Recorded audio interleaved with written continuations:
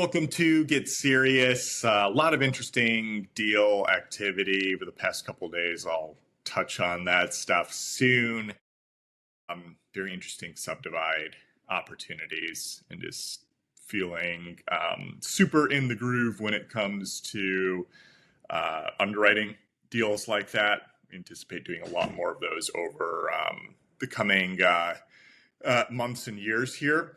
But in the meantime, I want to jump into more of the Hormozi Live event notes from the affiliate event in the acquisition.com headquarters. Done a number of these podcasts here. Again, I think the content is just exceptional from the learnings that I got spending 11 straight hours with Alex Hormozi alongside 99 other qualified entrepreneurs. Super lucky to be there and just want to pass those lessons along to you. Remember, this was structured through mainly fireside chats and then open mic with the audience. And so where we left off, jumping into this other fireside chat. So, one of these entrepreneurs was just, like we talked about in one of these previous podcasts, it's like focused too much on the external results, like, just trying to build a $2 million business, $5 million, $10 million, or what have you. Like there's just like this number, round number that we just get attached to and feel like we need to get there one way or another. But in reality, it's the inputs that get us there. So if we focus on nailing and executing on those inputs reliably and consistently, that's going to take care of those external metrics by themselves. It's just, really hard to focus on that given it's just more boring, right? Compared to like thinking of the shiny number on the other side. And so somebody was asking more about like, how future oriented are you, Alex, and so forth. And we know, Hormozi himself like point out, he's like very future oriented.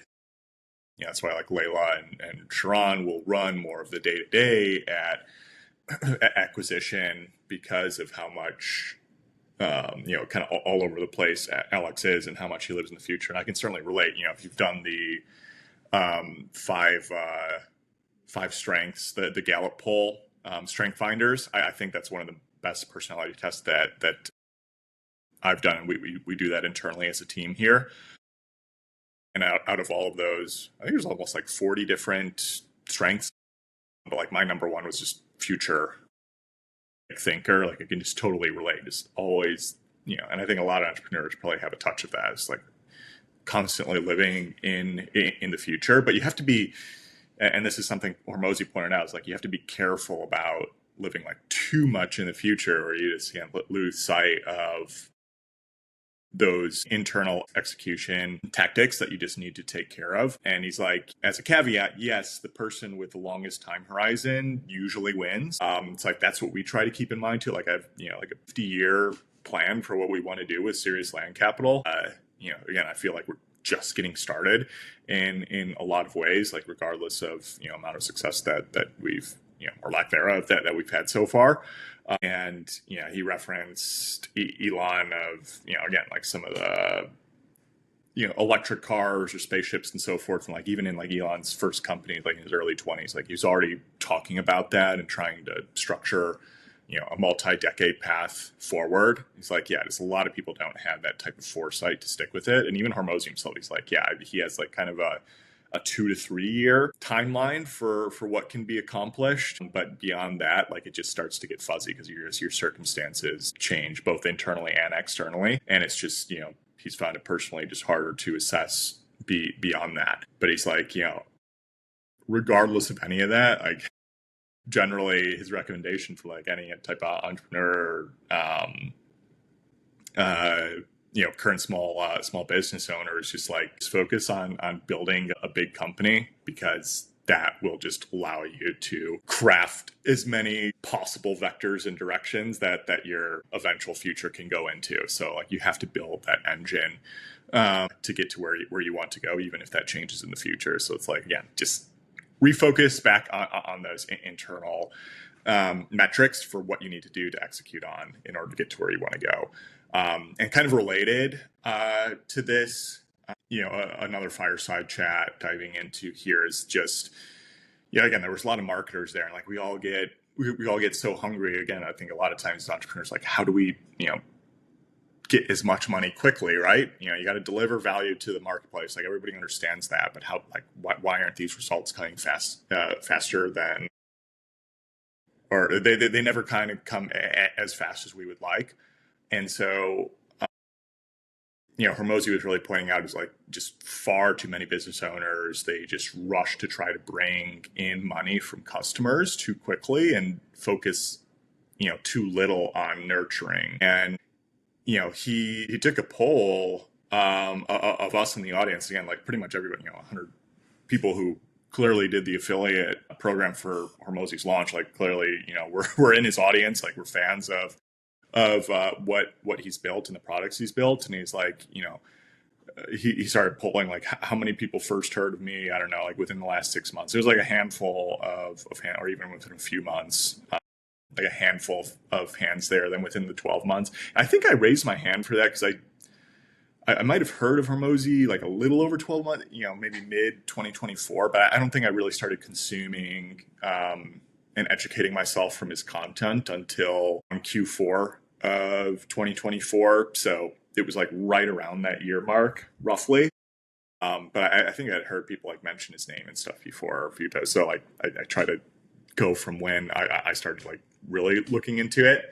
And like even then, like within the last year, it was like me and a few other hands that were raised, and then it was into within like the last 2 years. Then it was like a significantly larger chunk of people, and then like beyond 2 years, and like a good amount there. So the lesson there was, the vast majority of folks who have been in Hormozi's orbit, like they've kind of been nurtured into his audience for quite a while, like 2+ years of kind of consuming or educating themselves from the content, and now like actually showing up into a live event there. And some of these folks had gone to the other like paid live events and so forth, so some of them are kind of repeat from that perspective. But that was kind of Hormozi's point of like, it's not like everybody just raised their hand within the last like 3 months of hearing about Hormozi and then just like trying to affiliate out for him. Like they built up a lot of trust over a period of time. And so especially those of us who like market and we might do launch events and so forth. Like, not everybody's going to convert, and the timing might not be inappropriate and so forth,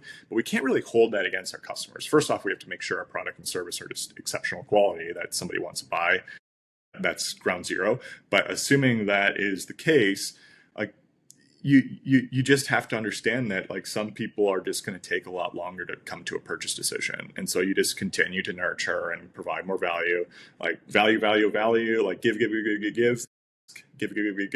They wanted to share in the vision, like this last launch, they bought through my link here, and like a number of folks were like, this timing, like I just don't have the time here, but I really like the content. And so there's 2 launch events or like A2A signups per year, and so it's like, okay, we continue to nurture. Like you start to see more of the value. It might take a year or longer than that to eventually pull the trigger, but you have to be patient alongside your audience, and again, continue to provide value. You can't just like rush the cash grab, so to speak. So I think that's something else in mind that we can do a lot better with. Then there was another piece here. So within my notes, this fireside chat was, I think it was one of his biggest. I think he was like the second highest affiliate, but like the one who brought the most money in. And like a lot of these affiliates did great. Like if you saw Hormozi's follow on like launch debrief he recorded a couple weeks ago, like 20% of all the sales out of his, so it's like $20 million roughly came from affiliate marketing. Like a huge chunk came from affiliates here. So like some of these guys like did a talk. Like I did the bare minimum. Again, was very lucky to be there, but some of these guys were doing thousands and thousands of leads and did like a lot of outbound channels. And Alex was kind of drafting kind of a graph here of how you need to kind of push people along this in order to push them over the edge to effectively invest in your product or service. There's going to be a much smaller part of the funnel that's like much closer to the money. Like they just need a little nudge in order to get over the ledge to paying for your product or service. And they need like very little information. They might need like a couple, maybe one or two questions answered, but they're already like well nurtured. And so you just need to kind of nudge those folks. But, the further you go out, like there's just not going to be that many people who are like very low information, low hanging fruit. Like otherwise, like business would be super easy, right? You just have to nudge folks to give you money. Vast majority of folks that are going to be in your colder audiences, like they're going to need a lot more info. So it becomes high info on the colder your audience is to low info in regard to folks who are like closer to the edge of giving money. So you said, to kind of solve those high info requirements of that type of audience, especially for outbound marketing, is that ads and brand solve for that. Both of those together, like, you build more brand awareness, and like, again, that kind of nurtures people in and of themselves, like know that you're a trustworthy individual or company to actually deliver results. And then again, advertising, like that's going to be targeting other folks to bring them into your sphere. I'd probably I think he was relating brand into like organic content that's out there. It kind of goes hand in hand towards building brands. It's just, again, you're going to need to feed a lot more information in order to push people further along that continuum to, eventually decide to invest into you. So that was just like I thought another helpful visual reminder for what to kind of think of when it comes to marketing channels, and in particular outbound. And Alex was mentioning this as well too, where again, I think I remarked in the previous podcast, like how many other entrepreneurs they were just trying to do AI type startups and on top of their core product or service. I think, I can't remember if I remarked on this, but either way, it bears reiterating because it's like just such a critical takeaway. It's just, Hormozi was just saying, that AI, will put, or like the bigger AI companies will put more AI businesses out of business compared to non-AI businesses. Meaning, and this is like mainly related to proprietary data, like all AI. And I've come to this bigger realization as well too, as we've, had my team focus more on, what's necessary to build, land pricer out to the next level.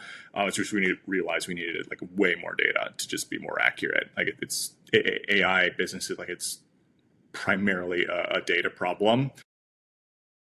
And if you don't have that, you don't really have anything.